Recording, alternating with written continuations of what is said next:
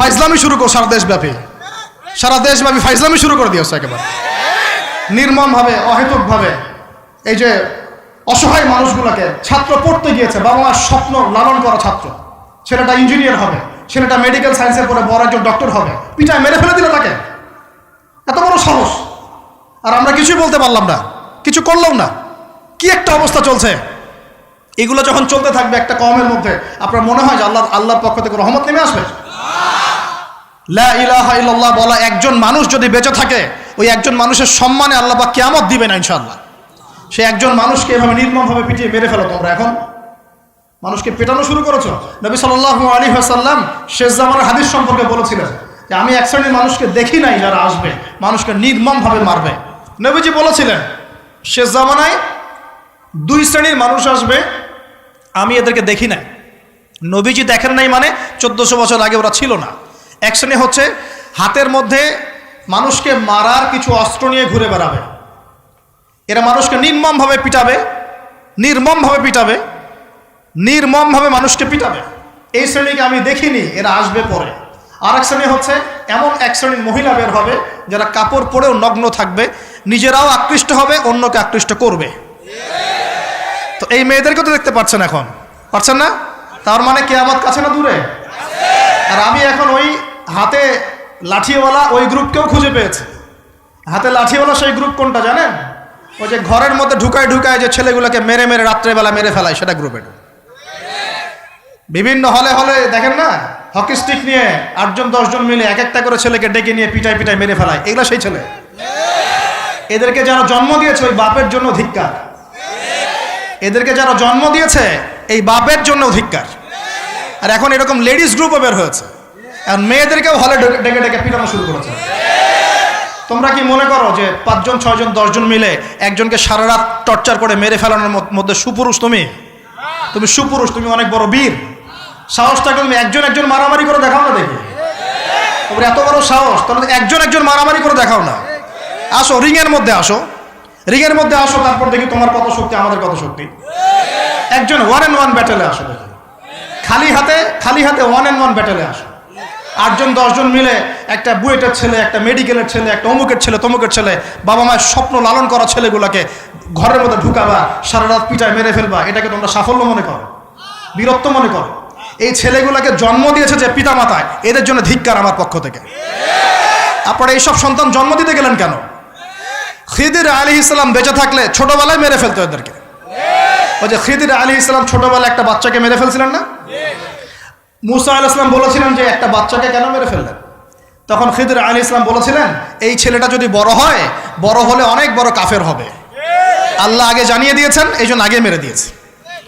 এই বাচ্চাগুলোকে নিতে গেলেন কেন? কোনো রকম লজ্জাবোধও নাই, চক্ষু লজ্জা নাই।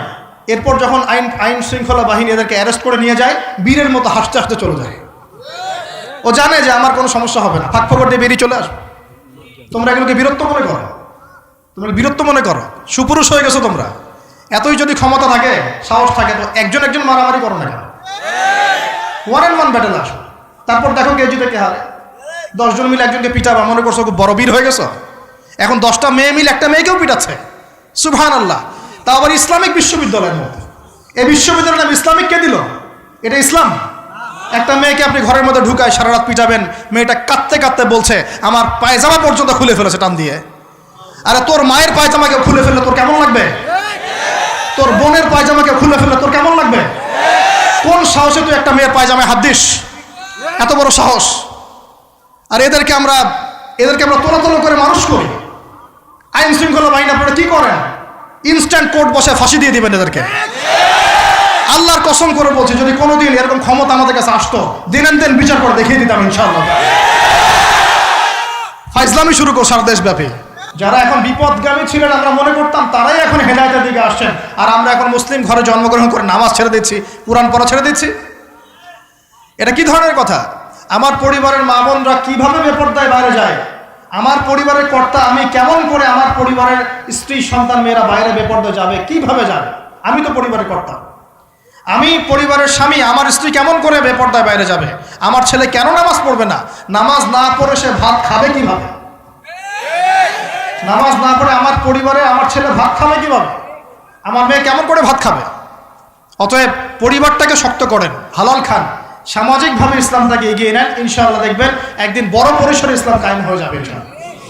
আর আমরা কারোর জন্য বদদোয়া করব না, আমরা দোয়া করব আল্লাহ পাক যেন ঊর্ধ্বতন কর্তৃপক্ষ সবাইকে হেদায়েত দান করেন এবং অন্যায়ের বিরুদ্ধে দাঁড়ানোর তৌফিক দান করেন এবং তাদের হাতে হলেও আল্লাহ পাক যেন ন্যায় প্রতিষ্ঠা করার তৌফিক দান করেন।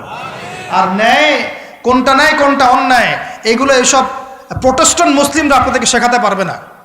যারা ইসলাম, কোরআন, সুন্নাহ, সমকালীন বিশ্ব ইতিহাস, অর্থনীতি, সংস্কৃতি, দেশীয় কালচার সব সম্পর্কে জ্ঞান রাখে, এই মানুষরা আপনাকে বলতে পারবে কোনটা সত্য কোনটা মিথ্যা, কোনটা হক কোনটা বাতিল।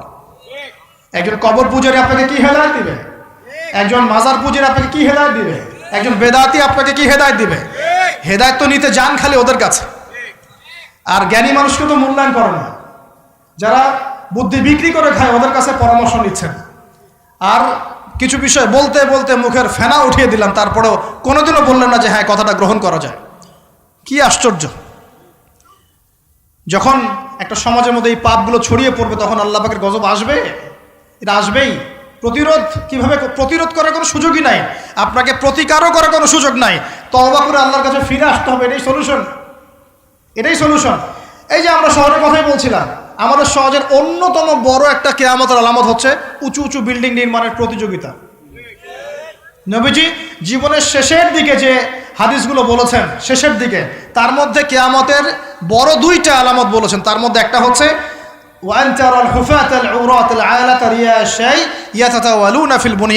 যখন দেখবে সমাজের সবচেয়ে নিম্ন শ্রেণীর মানুষেরা, রাখাল টাইপের মানুষ, গায়ে জামা নাই, পায়ে স্যান্ডেল নাই, উঁচু উঁচু বিল্ডিং নির্মাণের প্রতিযোগিতা করছে। ধনীরা বিল্ডিং নির্মাণ করবে এমনটা নবীজি বলেন নাই। নবীজি বলছেন গরিব, ফকির, মিসকিন, গায়ে কাপড় নাই, স্যান্ডেল নাই, এরা বিল্ডিং নির্মাণ করবে না, প্রতিযোগিতা করবে একে অপরের সাথে। এখনকার আরব বিশ্বটার জাজল্যমান দৃষ্টান্ত, এখনকার আরব বিশ্বটার জাজল্যমান দৃষ্টান্ত। অনেক সলফে সালিন বলেছেন যে এই হাদিস থেকে আরবদেরকে ইশারা করা হয়েছে। এটা আমাদের ঢাকার মধ্যে চলে আসছে। কালকে যার এক জায়গা টাকা পয়সা ছিল না, আজকে 10 তলা 20 তলা ফ্ল্যাটের মালিক। কিভাবে সম্ভব? সুদের মধ্য দিয়ে সম্ভব, দুর্নীতির মধ্য দিয়ে সম্ভব, কালো টাকার মধ্য দিয়ে সম্ভব, অন্যের সম্পদ অন্যায়ভাবে হস্তক্ষেপ করার মধ্য দিয়ে সম্ভব। আর মাশাআল্লাহ, যার একটা 5-10 তলা বাড়ি আছে আমাদের শহরে, অন্য মানুষকে মানুষই মনে করে না, ভাড়াটিয়াকে মনে করে যে তেলাপোকা, ককরোচ, ছিছি করে তাড়াচ্ছে। কত যে শর্ত! কোনো কোনো সময় এমনও হয়েছে মানে বাড়ি ভাড়া চাইতে গিয়ে যে বেইজ্জত হতে হয়েছে, মনে হলো যে বাড়ি ভাড়া চাইতে গিয়ে মানে নিজের সম্মান নিজে নষ্ট করে ফেললাম আর কি। সুবহানাল্লাহ। কারণ যখন নিম্ন শ্রেণীর মানুষের কাছে অর্থ আসে তখন কিন্তু এদের মধ্যে কালচার আসে না, কালচার আসে না। সম্পদ আসে ঠিকই, কিন্তু কালচার, সভ্যতা আসে না। তারা অসভ্যই থেকে যায়। কাকে সম্মান দিতে হবে কাকে দিতে হবে না সেটাও জানে না। কথা বুঝতে পারছেন? এটা আমাদের সমাজ এখন চলছে, হাইলি কনস্ট্রাক্টেড বিল্ডিংসের প্রতিযোগিতা। আর আমরা বলবো কেন, এই যে এখনকার সেকুলার রিপোর্টগুলোই বলছে বেশিরভাগ বিল্ডিংয়েরই দেখা যায় যে কোনো রকমের ভিত্তি নাই। এই 5-6 মাত্রা ভূমিকম্প হলেই সব ধরধর করে পড়ে যাবে। আরও এই যে অহংকার, আমি একটা ফ্ল্যাটের মালিক। ঢাকা শহরে মনে হচ্ছে যেন পরিচয়ের মানদণ্ড হচ্ছে এটাই। জিজ্ঞাসা যদি করেন যে ভাই আপনার নাম কি করেন, বলবে ওই যে ফ্ল্যাটটা দেখছেন 10 তলা, ওইটা আমার। ভাবখানে এমন যে এটাই তার পরিচয়ের মানদণ্ড। সে কি করে, তার শিক্ষাগত যোগ্যতা কি, কোন প্রফেশন, এগুলো বড় কথা নয়। ওই যে ফ্ল্যাটটা দেখছেন 6 তলা, ওইটা আমার। অনেকে এসে পরিচয় দেয়, আমি অমুক পার্টির অমুক, আমি অমুক পার্টির তমুক, আমি অমুকের সাধারণ সম্পাদক, আমি অমুকের সভাপতি। এগুলো পরিচয়, এগুলোই মানুষের পরিচয়। আমি অমুক দল করি, তমুক দল করি। পরিচয় কি তোমার?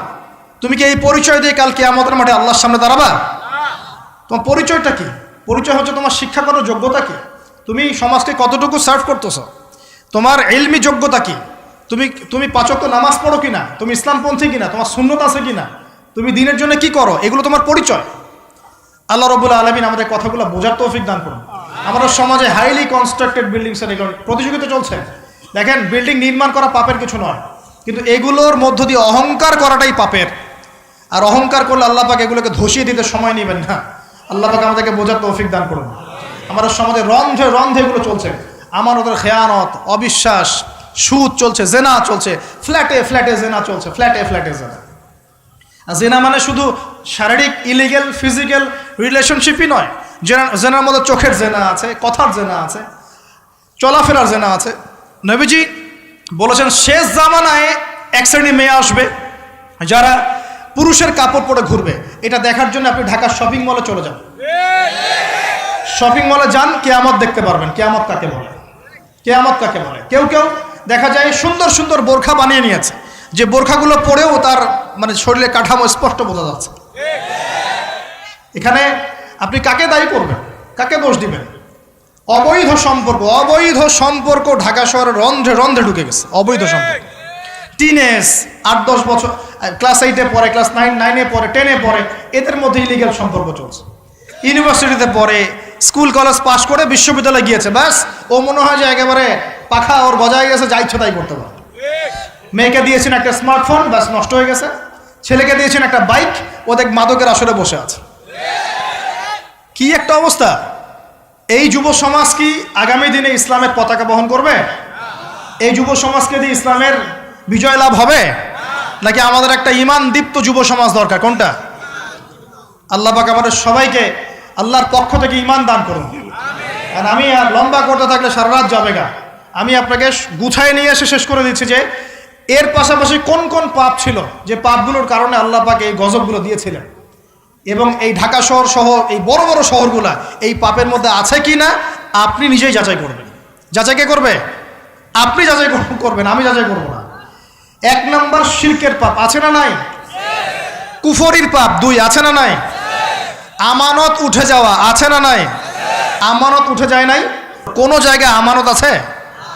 কেউ বলছে যে আমি জনগণের কল্যাণে নিজেকে নিয়োজিত করেছি, উপর থেকে হাতি আসলে ও খাইতে খাইতে খাইতে মাছি বানায় দেয়, তাই না? এগুলো একটা বাজেট আসছে 1 কোটি টাকার, দেখবেন আস্তে আস্তে আস্তে 10 লাখ টাকায় নেমে আসছে, শেষ না?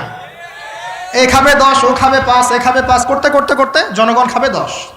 তা আমানত উঠে যায় নাই সমাজ থেকে? 3 নম্বর আমানত উঠে যাবে। 4 বিশ্বাস উঠে যাবে। বিশ্বাস উঠে গেছে না? বাবাও ছেলেকে বিশ্বাস করতে পারে না, এখন স্বামী স্ত্রীকে বিশ্বাস করতে পারে। মনে রাখবেন, একটা সমাজে যদি বিশ্বাস না থাকে একের প্রতি অন্যের, এই সমাজের মধ্যে কখনো শান্তি আসবে না। আসবে? আসবে না। আপনি পরিবারেই শান্তি পাবেন না, সমাজ তো পর দূরের কথা। এবার আসেন 5 নম্বর হচ্ছে মাপে কম দেওয়া। মাপে কি ভাই? এই মাপে কম দেওয়াটা আমাদের সমাজে পাপের মধ্যে নাই? ব্যবসায়ী যারা আছেন সতর্ক হয়ে যান। আপনি যদি মাপে কম দেন, এই পুরো রিজিক আপনার জন্য হারাম হয়ে যাবে। আল্লাহ পাক বলেছেন এই মাপে কম দেয়া হারাম রিজিক খেয়ে ইবাদত করলে ইবাদত কবুল হবে না। পৃথিবীতে সর্বপ্রথম কওমে মাদিয়ানকে ভূমিকম্প দিয়ে ধ্বংস করে দেওয়া হয়েছিল। তাদের প্রধান অপরাধ ছিল মাপে কম দেওয়া, যেটা আমাদের মধ্যে ছড়িয়ে পড়েছে। মাপে কম দিচ্ছি আমরা।